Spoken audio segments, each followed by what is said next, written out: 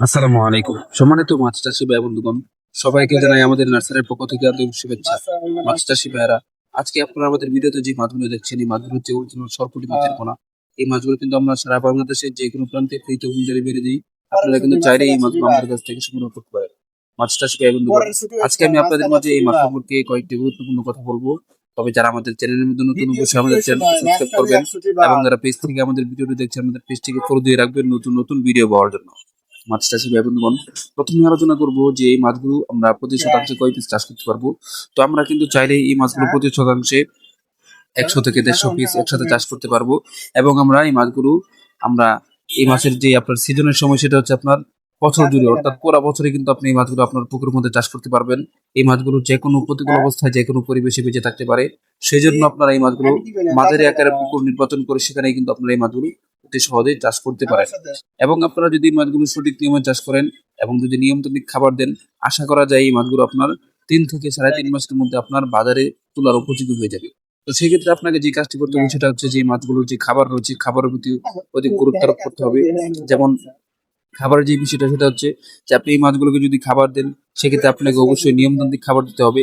এবং আরেকটি বিষয় হচ্ছে আপনার এই মাছগুলো কিন্তু আপনার ছায়ার মধ্যে থাকতে বেশি পছন্দ করে। তো সেক্ষেত্রে আপনি আপনার পুকুরের মধ্যে যদি আপনার কচুরিপানা হালকা ছেড়ে দেন, এতে কিন্তু কোনো সমস্যা নেই। এবং আপনার পুকুরের আশপাশে যদি কোনো গাছপালা থেকে থাকে সেগুলো কেটে দিবেন যেন পাতা না পড়ে। তবে ছায়া থাকলে সমস্যা নেই, রোদ প্রবেশ করলে কোনো সমস্যা নেই। এই মাছগুলো কিন্তু যে কোনো প্রতিকূল অবস্থায় বেঁচে থাকতে পারে। আরেকটি বিষয় হচ্ছে যে আপনার পুকুরের তলা, যেটা খুব গুরুত্বপূর্ণ বিষয়।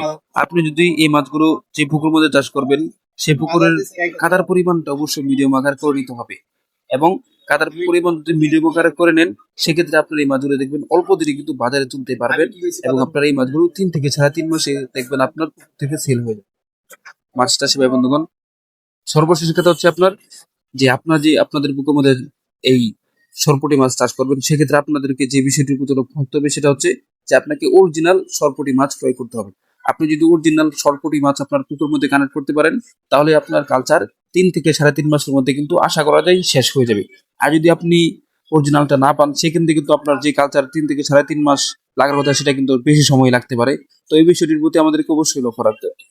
সর্বশেষ হচ্ছে যে আমরা এই মাছগুলোকে খাবার হিসেবে কি কি দিতে পারবো। তো সেক্ষেত্রে আমি আপনাদেরকে বলবো, আপনারা কিন্তু চাইলে এই মাছগুলোকে খাবার হিসেবে বাসমান ফিড এবং বিভিন্ন ধরনের কীট পতঙ্গ এবং কচুরিপানার ডিম, এবং তাছাড়া আপনি নিজে খাবার তৈরি করে দিতে পারেন। যেমন ভুট্টা এবং সরিষার খৈল মিশ্রণ করে এই মাছগুলোকে খাবার হিসেবে দিতে পারেন।